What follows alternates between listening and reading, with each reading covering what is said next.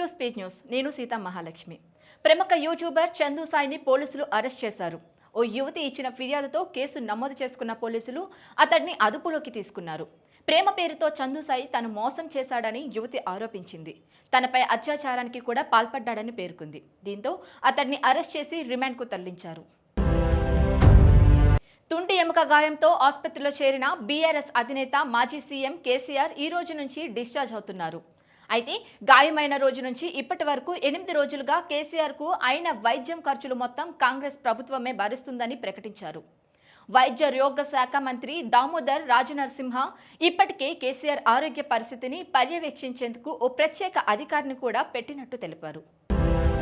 TTD కీలక నిర్ణయం తీసుకుంది. తిరుపతి విమానాశ్రయంలో శ్రీవాణి దర్శన టికెట్లు జారీ కేంద్రాన్ని శనివారం నుంచి తిరుమల గోకులం విశ్రాంతి భవనంలోకి మార్చుతున్నారు. బోర్డింగ్ పాస్ సమర్పించి భక్తులు శ్రీవాణి దర్శన ఆఫ్లైన్ టికెట్లు పొందవచ్చు. దేశ విదేశాల నుంచి శ్రీవారి దర్శనానికి వచ్చే విమాన ప్రయాణికులు సౌకర్యార్థం ఈ కేంద్రం ఏర్పాటు చేశారు. ప్రతిరోజు 100 టికెట్లు చొప్పున జారీ చేస్తారు.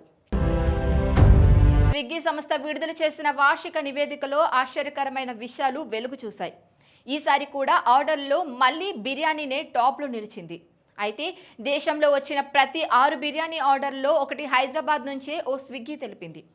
అందులోనూ ఓ హైదరాబాదీ మాత్రం ఏడాదిలో ఏకంగా 1633 బిర్యానీలు తిని బిర్యానీ బ్రిగేడ్ విజేతగా కూడా నిలిచారు.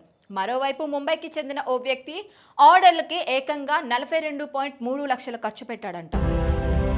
అయ్యప్ప మాల వేసుకున్నాడని ఒక విద్యార్థిని స్కూల్ యాజమాన్యం క్లాసులోకి అనుమతించలేదు.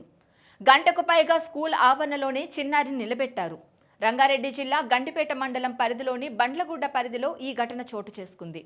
స్కూల్ యాజమాన్యం తీరుపై హిందూ సంఘాలు మండిపడుతున్నాయి. హైదరాబాద్లో మరో భారీ అగ్ని ప్రమాదం సంభవించింది. సికింద్రాబాద్లోని రామ్ గోపాల్పేట దక్కన్ మాల్ అగ్ని ప్రమాదం మంటలు ఇంకా చల్లారక ముందే మరో అగ్ని ప్రమాదం సంభవించింది. అది కూడా నుమాయిష్ ఎగ్జిబిషన్ పార్కింగ్లోనే చోటు చేసుకోవడంతో నగరవాసులు మరోసారి ఉలిక్కిపడ్డారు.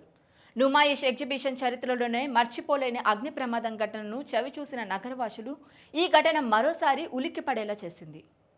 ఇంతటితో సమాప్తం.